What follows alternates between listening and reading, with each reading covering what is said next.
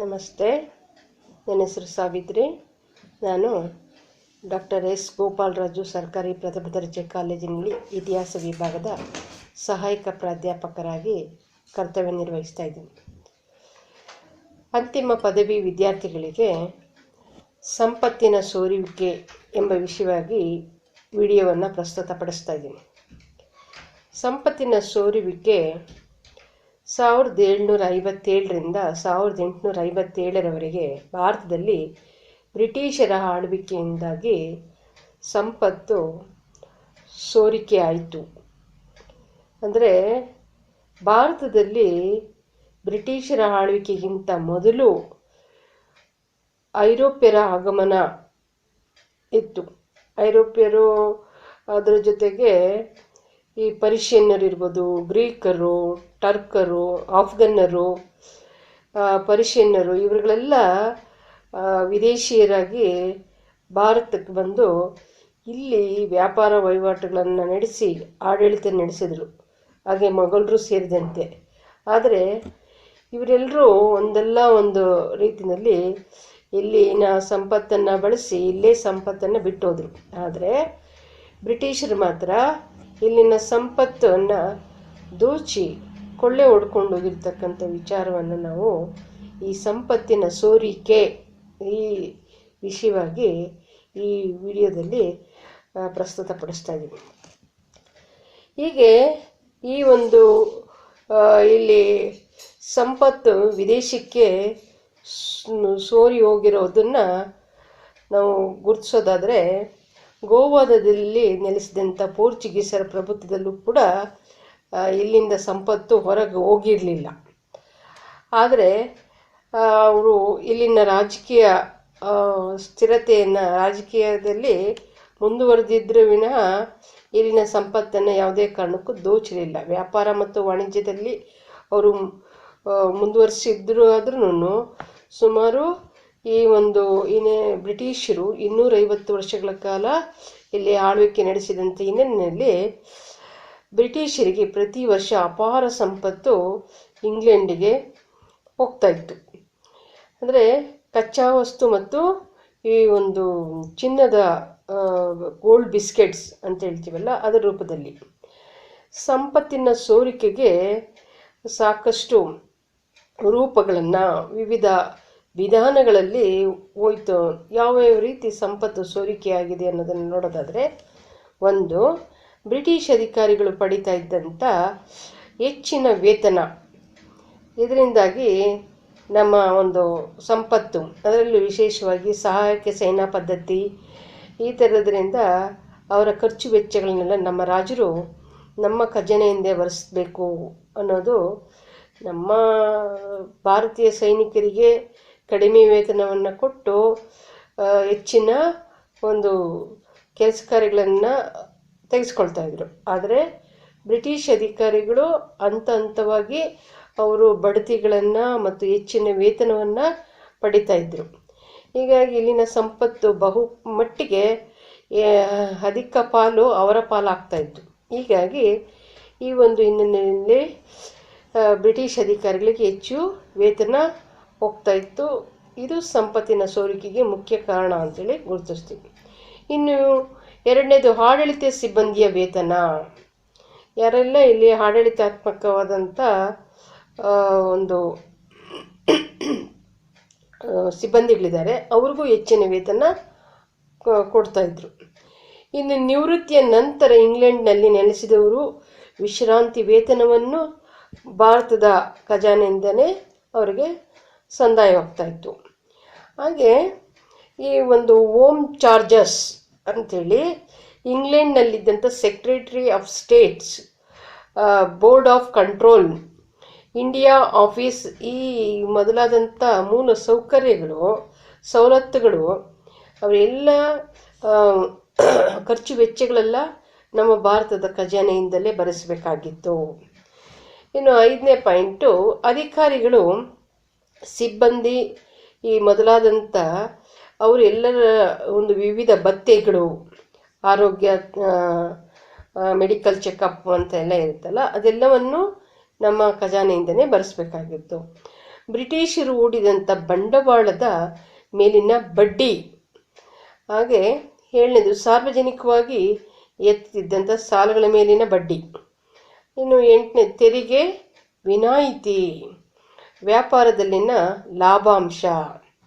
ಇನ್ನು ಭೂ ಕಂದಾಯ, ಹಾಗೆ ಕಾಣಿಕೆ ಇರ್ಬೋದು, ಜಾಗೀರ್ದಾರ, ಡಿವಿಡೆಂಟ್, ಈ ಥರದ್ದೆಲ್ಲದಿಂದಲೂ ಅವರಿಗೆ ಹೆಚ್ಚಿನ ಸಂಪತ್ತು, ನಮ್ಮ ದೇಶದ ಸಂಪತ್ತು ಸೋರಿಕೆ ಆಯಿತು ಅನ್ನೋದೇ.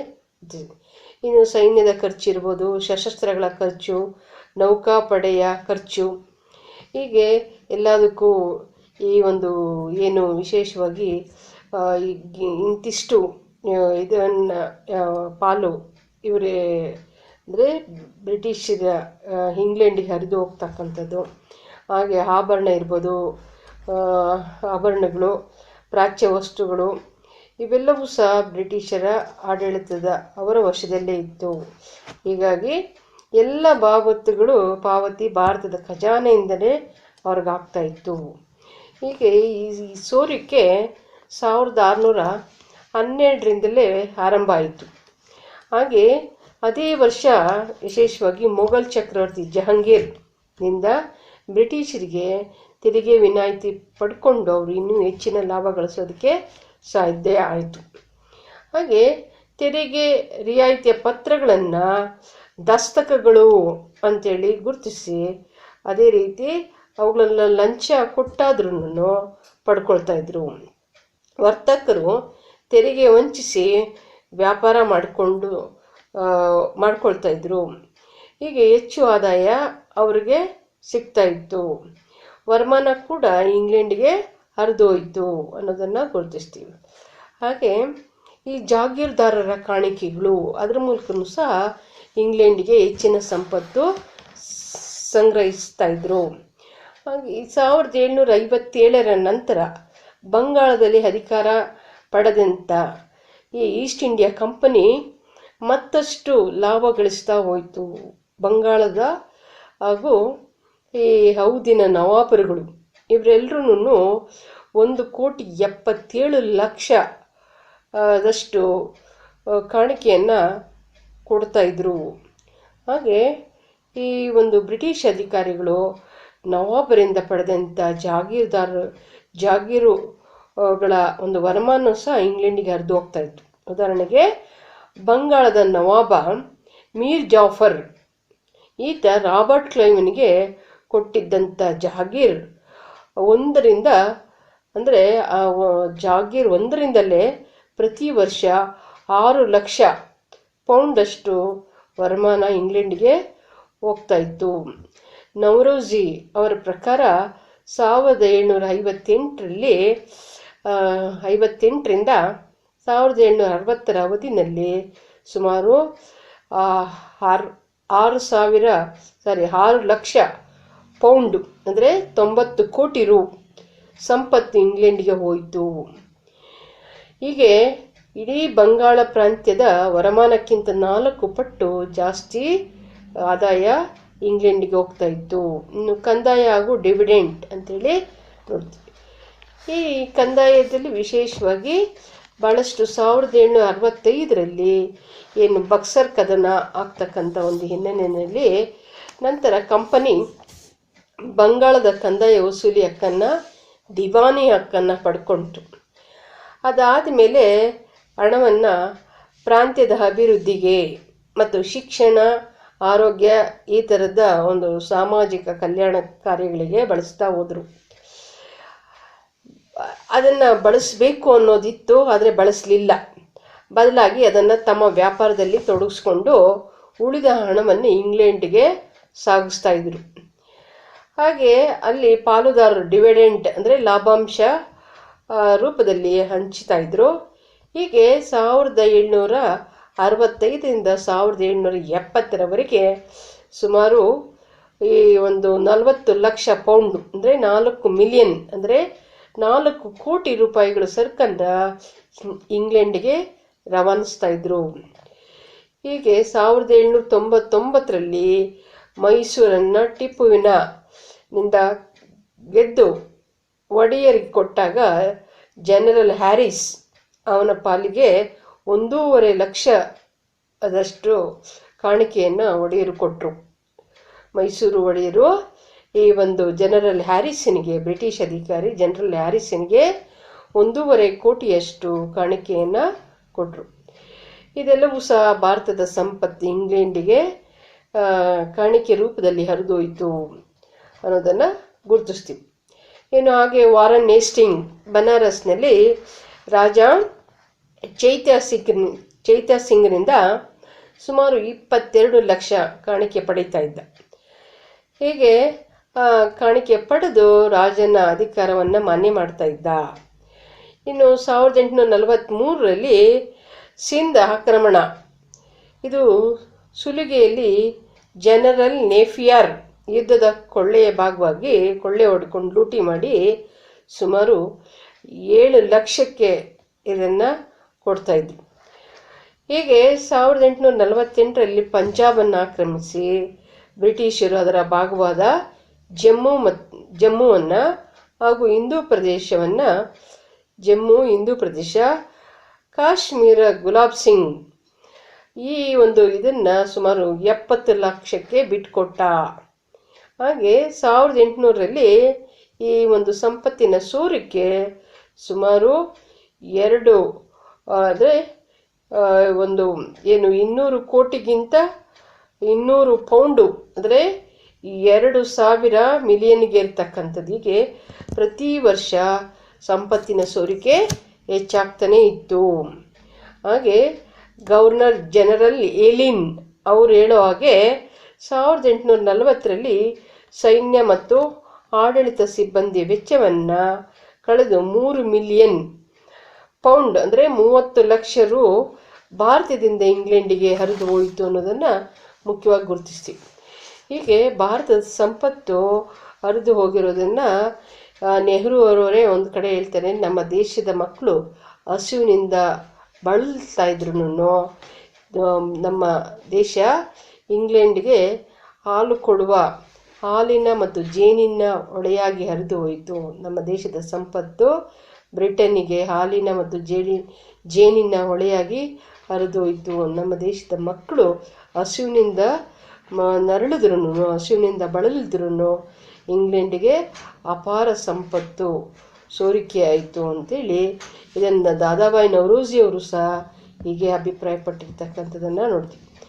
ಇನ್ನು ಮದ್ರಾಸ್ ರೆವಿನ್ಯೂ ಬೋರ್ಡಿನ ಜಾನ್ ಸೆಲ್ಲಿವಾನ್ ಅವರು ಹೇಳೋ ಹಾಗೆ ಇಲ್ಲಿನ ಸಂಪತ್ತನ್ನು ಹೇಗೆ ಇಂಗ್ಲೆಂಡ್ಗೆ ಹೋಯ್ತು ಅಂತಂದರೆ, ಇಡೀ ಗಂಗಾ ನದಿಯ ನೀರು ಇಂಗ್ಲೆಂಡಿನ ಪುಟ್ಟ ಥೇಮ್ಸ್ ನದಿಗೆ ಅದು ಉಕ್ಕಿ ಹರಿತು ಅಂತೇಳಿ.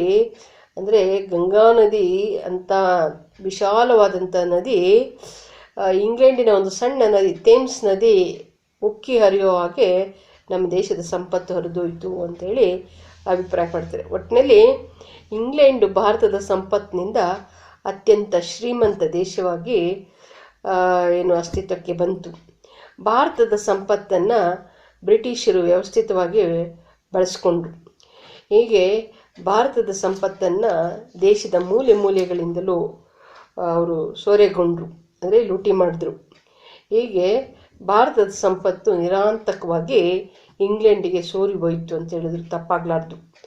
ಈ ಸಂಪತ್ತಿನ ಸೋರಿಕೆಯ ಅಂದಾಜನ್ನು ನಾವು ನೋಡೋದಾದರೆ ಅದನ್ನು ಕುರಿತು ದಾದಾಬಾಯಿ ನವರೋಜಿಯವರು, CN ವಕೀಲ್ ಹಾಗೂ RC ದತ್ ಮೊದಲಾದಂಥ ಬುದ್ಧಿಜೀವಿಗಳು ಹಾಗೂ ಅರ್ಥಶಾಸ್ತ್ರ ತಜ್ಞರುಗಳು ಆದಂಥ ವಕೀಲರುಗಳು ಆದಂಥ ಇವರುಗಳು ಭಾರತೀಯರು ಹಾಗೂ ಇಂಗ್ಲೆಂಡಿನ ಮಾಂಟೆಗೋ ಮರಿ, ಮಾರ್ಟಿನ್ JS ಮಿಲ್, ಸ್ಯಾವಿಲ್ ಹಾಗೂ ಮ್ಯಾರಿಯಟ್, ಜರ್ಮನ್ ಮೂಲದ ಕಾರ್ಲ್ ಮಾರ್ಕ್ಸ್ ಮತ್ತು ಫೆಡ್ರಿಕ್ ಎಂಗಲ್ಸ್ ಇವು ಮೊದಲಾದವರೆಲ್ಲ ಅಧ್ಯಯನ ಮಾಡಿ ಅಂಕಿಅಂಶಗಳ ಸಹಿತ ಅವರು ಪ್ರತಿಪಾದಿಸ್ತಾ ಬಂದರು. ಇದರಲ್ಲಿ ವಿಶೇಷವಾಗಿ ದಾದಾಬಾಯಿ ನವರೋಜಿಯವರ poverty and un British rule in India, ಇದು 1877ರಲ್ಲಿ ಈ ಗ್ರಂಥದಲ್ಲಿ 30 ವರ್ಷಗಳ ಅವಧಿಯಲ್ಲಿ ಸುಮಾರು 900 ಮಿಲಿಯನ್ ಪೌಂಡ್ಗಳಷ್ಟು ಸಂಪತ್ತು ಇಂಗ್ಲೆಂಡಿಗೆ ಸೋರಿ ಹೋಯಿತು ಅಂಥೇಳಿ ಅವರು ತಮ್ಮ ಕೃತಿಗಳಲ್ಲಿ ದಾಖಲಿಸಿದ್ದಾರೆ. ಹಾಗೆ ಇಂಗ್ಲೆಂಡಿಗೆ ಹರಿದು ಹೋದಂಥ ಭಾರತೀಯ ಸಂಪತ್ತಿನ ಬಗ್ಗೆ ಅವರು ಮುಕ್ತ ಕಂಠದಿಂದ ಅವರ ಒಂದು ಆತಂಕ ದಗುಡದಿಂದ ಅವರು ಹೇಳಿಕೆ ಕೊಟ್ಟಿದ್ದಾರೆ. ಭಾರತೀಯರಲ್ಲಿ ನವರೋಜಿಯವರು ರಾಷ್ಟ್ರೀಯತೆಯನ್ನು ಮೆರೆದಿರ್ತಕ್ಕಂಥ ಸಂಪತ್ತಿನ ಸೋರಿಕೆ ವಿಚಾರವಾಗಿ ಅವರು ಹೇಳಿದವರಲ್ಲಿ ಪ್ರಥಮಗಿರು. ಹಾಗೆ CN ವಕೀಲರು ಚಿತ್ತರಂಜನ್ ದಾಸ್ ಅವರುಗಳು ಸಹ ಎಕನಾಮಿಕ್ ಹಿಸ್ಟ್ರಿ ಆಫ್ ಇಂಡಿಯಾ ಇದರಲ್ಲಿ ವಾರ್ಷಿಕ 30 ಮಿಲಿಯನ್ ಪೌಂಡ್ಗಳಷ್ಟು ಸಂಪತ್ತು ಇಂಗ್ಲೆಂಡಿಗೆ ಹರಿದೋಯಿತು. ಹಾಗೆ RC ದತ್ ಅವರು ತಮ್ಮ ಎಕನಾಮಿಕ್ ಹಿಸ್ಟ್ರಿ ಆಫ್ ಇಂಡಿಯಾ ಎಂಬ ಕೃತಿನಲ್ಲಿ ಪ್ರತಿ ವರ್ಷ 3.5 ಮಿಲಿಯನ್ ಪೌಂಡ್ಗಳಷ್ಟು ಸಂಪತ್ತು ಭಾರತದಿಂದ ಇಂಗ್ಲೆಂಡಿಗೆ ಹರಿದು ಹೋಗ್ತಾ ಇದೆ ಅಂತೇಳಿ ಅಭಿಪ್ರಾಯಪಟ್ಟಿದ್ದಾರೆ. ಹೀಗೆ ಮಾಂಟೆಗೊಮರಿ ಮಾರ್ಟಿನ್ ಅವ್ರ ಪ್ರಕಾರ ಸುಮಾರು 30 ವರ್ಷಗಳ ಅವಧಿಯಲ್ಲಿ ಸೋರಿ ಹೋದಂಥ ಸಂಪತ್ತು ಸರಿಸುಮಾರು 800 ಮಿಲಿಯನ್ ಪೌಂಡ್ಗಳಷ್ಟು ಸೋರಿಕೆ ಆಗಿದೆ ಅಂಥೇಳಿ, ಅದರಲ್ಲಿ ಬಹುಪಾಲು ಐರೋಪಿನಲ್ಲಿ ಬ್ರಿಟಿಷರೇ ಅಂಥೇಳಿ ಗುರುತಿಸ್ತೀವಿ. ಹಾಗೆ ಭಾರತೀಯರ ರಕ್ತವನ್ನು ಕೈಗಾರಿಕೆಗಳು ಅವು ಸಂಪತ್ತಿನ ರೂಪದಲ್ಲಿ ಬ್ರಿಟಿಷರು ಹೀರಿದರೆ ವಿನಃ ಅವುಗಳ ಒಂದು ಪೋಷಣಾ ವ್ಯವಸ್ಥೆಗೆ ಅವಶ್ಯವಾದದ್ದು ಏನನ್ನೂ ಮಾಡಲಿಲ್ಲ. ಅವರು ವಿಶೇಷವಾಗಿ ಈ ರೀತಿಯಾಗಿ JS ಮಿಲ್ ತನ್ನ ಹಿಸ್ಟ್ರಿ ಆಫ್ ಇಂಡಿಯಾ ಕೃತಿನಲ್ಲಿ ಹೀಗೆ ಅಭಿಪ್ರಾಯಪಟ್ಟಿದ್ದಾರೆ. ನಿಸ್ಸಂಶಯವಾಗಿಯೂ ಭಾರತದ ಸಂಪತ್ತನ್ನು ದೋಚೋದ್ ವಿನಃ ಭಾರತಕ್ಕೆ ಯಾವ ಅನುಕೂಲವನ್ನು ಮಾಡಲಿಲ್ಲ. ಅವರ ಅನುಕೂಲಕ್ಕಾಗಿಯೇ ಈ ಒಂದು ರೈಲ್ವೆ ಆಗಿರ್ಬೋದು, ಅಂಚೆ ಮತ್ತು ತಂತಿ ಇಲಾಖೆ ಆಗಿರ್ಬೋದು, ವಿದ್ಯುತ್ ಶಕ್ತಿ, ಅದರ ರಸ್ತೆ ಸಾರಿಗೆ ಸಂಪರ್ಕ ಸೌಲಭ್ಯ ಕಲ್ಪಿಸೋದಾಗಲಿ, ಇವೆಲ್ಲವನ್ನು ಅವರ ಅನುಕೂಲಕ್ಕಾಗಿ ಮಾಡಿಕೊಂಡು ಅದರ ಮೂಲಕ ಸಂಪತ್ತನ್ನು, ನಮ್ಮ ದೇಶದ ಸಂಪತ್ತು ಸೋರಿಕೆಯಾಗಿತ್ತೇ ವಿನಃ ಇಂಗ್ಲೆಂಡಿನಿಂದ ಭಾರತಕ್ಕೆ ಯಾವ ಲಾಭವೂ ಆಗಲಿಲ್ಲ ಅನ್ನೋದನ್ನು ನಾವು ಮುಖ್ಯವಾಗಿ ಮನಗಣ್ತಕ್ಕಂಥ ವಿಚಾರ. ಹಾಗೆ ಸ್ಯಾವಿಲ್ ಮ್ಯಾರಿಟ್ ಅವ್ರ ಪ್ರಕಾರ ಬ್ರಿಟಿಷ್ ಆಳ್ವಿಕೆ ಎಲ್ಲ ಅನ್ಯಾಯಗಳಿಗೆ ಭಾರತದ ಸಂಪತ್ತನ್ನು ಭಾರೀ ಪ್ರಮಾಣದಲ್ಲಿ ಇಂಗ್ಲೆಂಡಿಗೆ ಕೊಂಡೊಯ್ತಾ ಇದ್ದಾರೆ, ಇದೇ ಮುಖ್ಯ ಕಾರಣ ಅಂತೇಳಿ ಅಭಿಪ್ರಾಯಪಟ್ಟರು. ಹಾಗೆ ಭಾರತದಿಂದ ಇಂಗ್ಲೆಂಡಿಗೆ ಹರಿದಂಥ ಸಂಪತ್ತಿನ ಹೊಳೆಯನ್ನು ಕಾರ್ಲ್ ಮಾರ್ಕ್ಸ್ರವರು ರಕ್ತ ಏರುವ ಪ್ರವೃತ್ತಿ ಅಂತೇಳಿ ಬಣ್ಣಿಸಿದ್ದಾರೆ. ಇನ್ನು ಇಂಗ್ಲೆಂಡಿಗೆ ಹರಿದಂಥ ಭಾರತದ ಸಂಪತ್ತಿನ ಹೊಳೆಯನ್ನು ಕುರಿತು ಡಾಕ್ಟರ್ ಈಶ್ವರಿ ಪ್ರಸಾದ್ರವರು ಈ ರೀತಿ ಅಭಿಪ್ರಾಯಪಟ್ಟಿದ್ದಾರೆ. ಅವ್ರ ಪ್ರಕಾರ ಸಂಪತ್ತಿನ ಸೋರಿಕೆ ಕೇವಲ ನಗದು ರೂಪದಲ್ಲಿ ಅಲ್ಲದೆ ಅಗಣಿತವಾದಂಥ ಸಂಪತ್ತು, ಅಂದರೆ ಒಂದು ಅಳತೆನೇ ಇರಲಿಲ್ಲ. ಹೀಗೆ ಅಳತೆ ಇಲ್ಲದೇನೆ ಚಿನ್ನ ಬೆಳ್ಳಿ ಅಂದರೆ ಇಷ್ಟೇ ಗ್ರಾಮ್ ಇಷ್ಟೇ ತೂಕ ಅಂತೇನಿಲ್ಲ, ಅವರಿಗೆ ಎಷ್ಟು ಪ್ರಮಾಣ ಬೇಕೋ ಅಷ್ಟು ಅವರು ವಜ್ರ ವೈಡೂರ್ಯ ಮತ್ತು ರತ್ನ ಈ ಥರದ್ದೆಲ್ಲ ಆಭರಣಗಳು ಇವುಗಳನ್ನೆಲ್ಲ ಖಚಿತವಾಗಿ ಸಿಂಹಾಸನ ಮೊದಲುಗೊಂಡು ಖಡ್ಗ ಮೊದಲುಗೊಂಡು ಇವುಗಳೆಲ್ಲ ಇಂಗ್ಲೆಂಡ್ ಪಾಲಾಗ್ತಕ್ಕಂಥದ್ದನ್ನು ಗುರುತಿಸ್ತೀವಿ. ಈಗ ಒಂದು 6-8 ಇಯರ್ಸ್ ಬ್ಯಾಕು ಟಿಪ್ಪುವಿನ ಖಡ್ಗವನ್ನು ಹರಾಜಿಗೆ ಹಾಕಿರ್ತಕ್ಕಂಥ ಒಂದು ಹಿನ್ನೆಲೆನ ಗುರುತಿಸ್ತೀವಿ. ಹಾಗೆ ಈ ರೀತಿ 1849ರಲ್ಲಿ ರಣಜಿತ್ ಸಿಂಗ್ ವಂಶಸ್ಥರು ದುಲೀಪ್ ಸಿಂಗ್ನ ಖಜಾನೆಯಿಂದ ವಶಪಡಿಸಿಕೊಂಡ ಅಪರೂಪದ ಕೊಯ್ನೂರು ವಜ್ರ, ಹಾಗೆ ಕರ್ನಲ್ ಹೆನ್ರಿ ಲಾರೆನ್ಸ್ ಇಂಗ್ಲೆಂಡಿನ ಮಹಾರಾಣಿ ವಿಕ್ಟೋರಿಯಾಳಿಗೆ ಕಾಣಿಕೆಯಾಗಿ ನೀಡಿದ್ದನು. ಇದರ ಬೆಲೆಯನ್ನು ಇನ್ನೂ ಯಾರೂ ಅಂದಾಜು ಮಾಡಿಲ್ಲ, ಅದರ ಬಗ್ಗೆ ಸ್ಪಷ್ಟ ಮಾಹಿತಿ ಇಲ್ಲ. ಆದರೂ ಕೂಡ ಒಂದು 100 ಕೋಟಿಗಿನ್ನ ಅಧಿಕ ಮೌಲ್ಯ ಉಳ್ಳದಾಗಿದೆ ಅಂತೇಳಿ ಅಭಿಪ್ರಾಯಪಡಲಾಗಿದೆ. ಏನೇ ಆಗಲಿ, ರತ್ನ ಖಚಿತವಾದಂಥ ಖಡ್ಗಗಳಲ್ಲಿ ಟಿಪ್ಪು ಸುಲ್ತಾನ್ನ ಒಂದು ಖಡ್ಗನೂ ಸಹ 1.5 ಕೋಟಿಗೆ ಕರ್ನಾಟಕದ ಉದ್ಯಮಿ ವಿಜಯ್ ಮಲ್ಯ ಅವರು ಅದನ್ನು ಪಡ್ಕೊಂಡ್ರು. ಇಂಗ್ಲೆಂಡಿನ ಹರಾಜಿನಲ್ಲಿ ಪಡ್ಕೊಂಡ್ರು. ಹಾಗೆ ಟಿಪ್ಪುಗೆ ಸೇರಿದ ಇನ್ನೊಂದು 2.5 ಅಂದರೆ ಖಡ್ಗಗಳು ಇದರಲ್ಲಿ ಲಂಡನ್ ವಸ್ತು ಸಂಗ್ರಹಾಲಯದಲ್ಲಿ ಇಟ್ಟಿರ್ತಕ್ಕಂಥದ್ದು. ಇದರ ಅಮೂಲ್ಯ ಗ್ರಂಥಗಳು ಮತ್ತು ಕಲಾಕೃತಿಗಳು ಸಹ ಮೌಲ್ಯಕ್ಕೆ ಅವುಗಳ ಒಂದು ಮೌಲ್ಯವನ್ನು ನಿರ್ಧಾರ ಮಾಡೋಕ್ಕೆ ಆಗ್ತಾ ಇಲ್ಲ. ಅಷ್ಟೊಂದು ದುಬಾರಿಯಾದಂಥ ವಸ್ತ್ರಾಭರಣಗಳು ಮತ್ತು ವಸ್ತ್ರಗಳು ಇಂಗ್ಲೆಂಡಿನ ಮ್ಯೂಸಿಯಂನಲ್ಲಿ ಇರ್ತಕ್ಕಂಥದ್ದನ್ನು ಕಾಣ್ತೀವಿ. ಹಾಗೆ ಸಂಪತ್ತಿನ ಸೋರಿಕೆಯಿಂದಾದಂಥ ದುಷ್ಪರಿಣಾಮಗಳು ಏನು? ಭಾರತದಿಂದ ಚಿನ್ನದ ರೂಪದಲ್ಲಿ ಇಂಗ್ಲೆಂಡಿಗೆ ಹರಿದು ಹೋದ ಸಂಪತ್ತಿನಿಂದ ಬ್ರಿಟನ್ ಸಂಪದ್ಭರಿತವಾದಂಥ ದೇಶವಾಗಿ ಅದು ಏಳಿಗೆಗೆ ಬಂತು.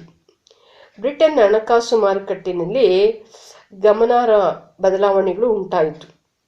ಇನ್ನು ಒಂದು ಅಂದಾಜಿನಂತೆ ಭಾರತದ ಎಲ್ಲ ಬಗೆಯ ಒಟ್ಟು ಉತ್ಪನ್ನದಲ್ಲಿ 50% ಇಂಗ್ಲೆಂಡಿಗೆ ಹರಿದು ಹೋಗಲಾಗಿ ಭಾರತದ ರಾಷ್ಟ್ರೀಯ ವರಮಾನ ಕುಸಿತು ಅಂತ ಹೇಳಿದ್ರು ತಪ್ಪಾಗಲಾರ್ದು.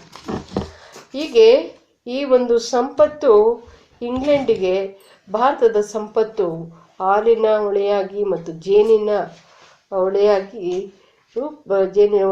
ಹರಿದು ಹೋಯಿತು ಅನ್ನೋದನ್ನು ಗುರುತಿಸ್ತೀವಿ. ಈ ಒಂದು ಹಿನ್ನೆಲೆಯಲ್ಲಿ ವಿಶೇಷವಾಗಿ ಭಾರತದಲ್ಲಿ ಕೈಗಾರಿಕೆಗಳು ಸೊರಗಿರ್ತಕ್ಕಂಥದ್ದು. ಹಾಗೆ ಭಾರತ ಬಡ ರಾಷ್ಟ್ರವಾಗಿ ಪರಿಣಮಿಸಿ ಖಜಾನೆ ಬರಿದಾಗಿ ಬಲಹೀನ ರಾಷ್ಟ್ರವಾಯಿತು.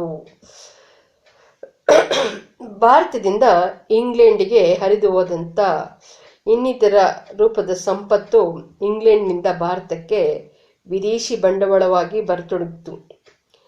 ಅದರ ಮೂಲಕ ಇಂಗ್ಲೆಂಡ್ ವಿಶ್ವದಲ್ಲೇ ಪ್ರಮುಖ ಬಂಡವಾಳಶಾಹಿ ಉಳ್ಳ ದೇಶವಾಗಿ ಅಸ್ತಿತ್ವಕ್ಕೆ ಬಂತು ಅಂತ ಹೇಳೋದು ತಪ್ಪಾಗಲಾರ್ದು. ಕೈಗಾರಿಕಾ ಕ್ರಾಂತಿಯನ್ನು ಆರಂಭಿಸಿದಂಥ ಇಂಗ್ಲೆಂಡ್ ವಿಶ್ವದ ಅಗ್ರಮಾನ್ಯ ಕೈಗಾರಿಕಾ ಕಾರ್ಯಾಗಾರವಾಗಿ ಮಾರ್ಪಡ್ತು.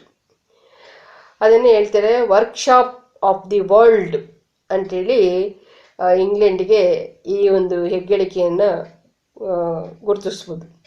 ಇನ್ನು ಕೃತಿಯಲ್ಲಿ ವಾಣಿಜ್ಯ ಬೆಳೆಗಳನ್ನು ಬೆಳೆಯೋದಕ್ಕೆ ಮಾತ್ರ ವಿಶೇಷವಾಗಿ ಕೃಷಿನಲ್ಲಿ ವಾಣಿಜ್ಯ ಬೆಳೆಗಳನ್ನು ಬೆಳೆಯೋದಕ್ಕೆ ಮಾತ್ರ ಗಮನ ಹರಿಸಲಾಗಿರ್ತಕ್ಕಂಥ ದವಸ ಧಾನ್ಯಗಳ ಉತ್ಪಾದನೆ ಕುಸಿತು.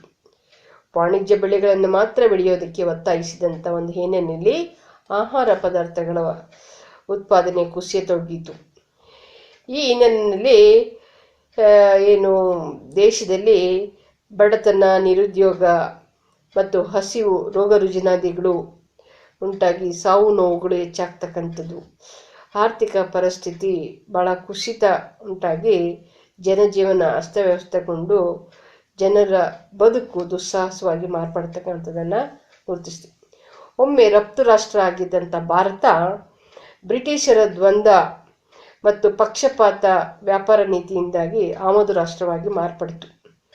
ಇನ್ನೂ ಸಂಕ್ಷಿಪ್ತವಾಗಿ ಹೇಳ್ಬೇಕಂದ್ರೆ ಭಾರತ ಇಂಗ್ಲೆಂಡಿನ ಕೈಗಾರಿಕಾ ಉತ್ಪನ್ನಗಳಿಗೆ ಮಹಾನ್ ಮಾರುಕಟ್ಟೆಯಾಗಿ ಪರಿವರ್ತನೆಗೊಂಡಿತು.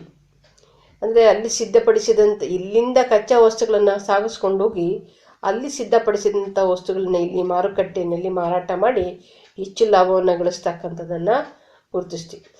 ಹೀಗೆ ಅಧಿಕ ಭೂಕಂದಾಯ ಪಾವತಿಯಿಂದಾಗಿ ಲೇವಾದೇವಿಗಾರರ ಆಶ್ರಯಿಸಿದಂಥ ಭಾರತೀಯ ರೈತರು ಅಧಿಕ ಬಡ್ಡಿಯನ್ನು ಕಟ್ಟಬೇಕಾಗಿ ಆ ಒಂದು ವೃತ್ತದಲ್ಲಿ ಸಿಲುಕಿ ಅವರಿಗೆ ಬಿಡುಗಡೆ ಎಂಬುದೇ ಇಲ್ಲದೇನೆ ಅವರು ಅಡವಿಟ್ಟಂಥ ಮನೆ ಇರ್ಬೋದು, ಜಮೀನಿರ್ಬೋದು, ಜಾನುವಾರುಗಳು ಕಳ್ಕೊಂಡು ನಿರ್ಗತಿಕರಾಗಿ ಅವರು ಗ್ರಾಮೀಣ ಋಣಬಾಧೆಗೆ ಸಿಲುಕಬೇಕಾಗ್ತಕ್ಕಂಥ ಒಂದು ಪರಿಸ್ಥಿತಿಯನ್ನು ನೋಡ್ತೀವಿ. ಇನ್ನು ದೇಶೀಯ ಕಾರ್ಖಾನೆಗಳು ಮುಚ್ಚಿಕೊಂಡು ವರ್ತಕರು ಪ್ರಾಬಲ್ಯ ಕಳ್ಕೊಂಡು ಕುಶಲಕರ್ಮಿಗರು ವೃತ್ತಿಹೀನರಾಗಿ ನಿರುದ್ಯೋಗಿಗಳಾಗಿ ಅವರು ನಿರ್ಗತಿಕರಾಗಿ ಈ ಒಂದು ದುರಾವಸ್ಥೆ ತಾಂಡವಾಡ್ತಕ್ಕಂಥದ್ದನ್ನು ಕಾಣ್ತೀವಿ. ಕೊನೆಗೆ ಬೇರೆ ದಾರಿ ಕಾಣದೇ ಇವರ ಜೀವನೋಪಾಯಕ್ಕಾಗಿ ಕೃಷಿಯ ಕಡೆಗೆ ಒಲಿದ್ರೂ ಕೃಷಿ ಕಡೆ ಗಮನ ಹರಿಸಿದ್ರು 1861ರಲ್ಲಿ 61% ಭೂಮಿಯ ಅವಲಂಬಿತರ ಸಂಖ್ಯೆ 1921ರ ವೇಳೆಗೆ ಇವರ ಒಂದು ಸಂಖ್ಯೆ 73%ಕ್ಕೆ ಏರಿತು. ಏನೇ ಆಗಲಿ ಭಾರತದ ರಫ್ತಿನ ಮೇಲೆ ಅಗಾಧ ದುಷ್ಪರಿಣಾಮ ಉಂಟಾಯಿತು. ಈ ಒಂದು ಹಿನ್ನೆಲೆಯಲ್ಲಿ ಬಹಳಷ್ಟು ಭಾರತದ ಆರ್ಥಿಕ ಸ್ಥಿತಿ ಕುಸಿತ ಬಂತು. ಭಾರತದಿಂದ ಅಪಾರವಾದಂಥ ಸಂಪತ್ತು ಸರಕು ಸರಂಜಾಮುಗಳು ಬೇರೆ ದೇಶಗಳಿಗೆ ರವಾನೆ ಆಗ್ತಾ ಇದ್ದಿದ್ದು. ಅದರಲ್ಲೂ ಇಂಗ್ಲೆಂಡಿನ ಆಮದು ಅಧಿಕ ಸುಂಕ ವಿಧಿಸಿದ್ರಿಂದ ಅಲ್ಲಿ ಭಾರತದ ಸರಕುಗಳ ಮೇಲೆ ಅಧಿಕ ಅಂದರೆ ಹೆಚ್ಚಿನ ಒಂದು ತೆರಿಗೆಯನ್ನು ವಿಧಿಸಿ ಅದಕ್ಕೆ ಬೇಡಿಕೆ ಕುಸಿಯೋ ಹಾಗೆ ಮಾಡಿದ್ರು. ಹಾಗಾಗಿ ಒಮ್ಮೆ ರಫ್ತಿನಲ್ಲಿ ಗಮನಾರ್ಹವಾದಂಥ ಹೆಚ್ಚಳ ಕಂಡಿದ್ದಂಥ ಭಾರತ ಈಗ ಆಮದು ರಾಷ್ಟ್ರವಾಗಿ ಬದಲಾಗಬೇಕಾಯಿತು. ಇದು ಬ್ರಿಟಿಷರ ಅವರ ಒಂದು ಕುಟಿಲ ನೀತಿ ಅಂತಲೇ ಭಾವಿಸ್ಬೋದು. ಹೀಗೆ ಭಾರತೀಯ ಕಾರ್ಖಾನೆಗಳು ಮೂಲೆ ಗುಂಪಾದರೂ ನಿರುದ್ಯೋಗ ತಲೆದೋರ್ತಕ್ಕಂಥದ್ದು, ಜೊತೆಗೆ ಸ್ಥಳೀಯ ಸೈನ್ಯ ವಿಸರ್ಜಿಸಲಾಗಿ ಈ ಸಮಸ್ಯೆ ಮತ್ತಷ್ಟು ತೀವ್ರಗೊಂಡು ಕಾರ್ಮಿಕರು ಸವಲತ್ತುಗಳಿಂದ ವಂಚಿತರಾಗಿ ಅವರು ಸಂಘಟನೆಗಳನ್ನು ಮಾಡಿಕೊಂಡು ಕಾರ್ಮಿಕರ ಚಳುವಳಿ, ಕಾರ್ಮಿಕರು ಸಂಘಟಿತಗೊಂಡು ಕಾರ್ಮಿಕರು ಸಿಡಿದೇಳ್ತಕ್ಕಂಥದ್ದು. ಹೀಗೆ ಈ ಒಂದು ಹಿನ್ನೆಲೆಯಲ್ಲಿ ಉದಾಹರಣೆಗೆ ಈ ಒಂದು ಸೌಲಭ್ಯಗಳಿಗಾಗಿ ಆಲ್ ಇಂಡಿಯಾ ಟ್ರೇಡ್ ಯೂನಿಯನ್ ಅದು 1920ರಲ್ಲಿ ಅಸ್ತಿತ್ವಕ್ಕೆ ಬಂತು. ಹಾಗೆ all India trade union federation 1924ರಲ್ಲಿ ಪ್ರಾರಂಭಗೊಂಡು. ಹಾಗೆ ಭಾರತದಲ್ಲಿ ತಮ್ಮ ರಾಜ್ಯ ವಿಸ್ತರಣೆ, ವ್ಯಾಪಾರ, ವಾಣಿಜ್ಯ ಇವೆಲ್ಲ ಚಟುವಟಿಕೆಗಳಿಗೆ ಬ್ರಿಟಿಷರು ಇಲ್ಲಿ ಸಾರಿಗೆ ಸಂಪರ್ಕಗಳನ್ನು ಅಭಿವೃದ್ಧಿಪಡಿಸೋಕ್ಕೆ ಪ್ರಾಮುಖ್ಯತೆ ಕೊಟ್ಟರು. ಏಕೆಂದರೆ ಇಲ್ಲಿನ ಸಂಪನ್ಮೂಲಗಳನ್ನು ಇಂಗ್ಲೆಂಡಿಗೆ ಸುಲಭವಾಗಿ ಸಾಗಿಸೋದಕ್ಕೆ ರವಾನಿಸೋದಕ್ಕೆ ಇದು ಅತ್ಯಂತ ಅವಶ್ಯಕವಾಗಿತ್ತು. ಇದರ ಪರಿಣಾಮವಾಗಿ ಭಾರತದ ಸಾರಿಗೆ ಕ್ಷೇತ್ರದಲ್ಲಿ ಮಹತ್ಕರವಾದಂಥ ಬದಲಾವಣೆಗಳು ಉಂಟಾಗಿ ನಿಸ್ಸಂಶಯವಾಗಿ ಭಾರತಕ್ಕೆ ಪರೋಕ್ಷವಾಗಿ ನೆರವಾದರೂ ಬ್ರಿಟನ್ನಿಗೆ ಪ್ರತ್ಯಕ್ಷವಾಗಿ ಹೆಚ್ಚಿನ ಲಾಭ ಉಂಟಾಗ್ತಕ್ಕಂಥ ಒಂದು ಬೆಳವಣಿಗೆಯನ್ನು ಕಾಣ್ತೀವಿ. ಈ ವಿಡಿಯೋವನ್ನು ಸದುಪಯೋಗಪಡಿಸ್ಕೊಳ್ಬೇಕು ಅಂತ ಹೇಳ್ತಾ ಧನ್ಯವಾದಗಳು.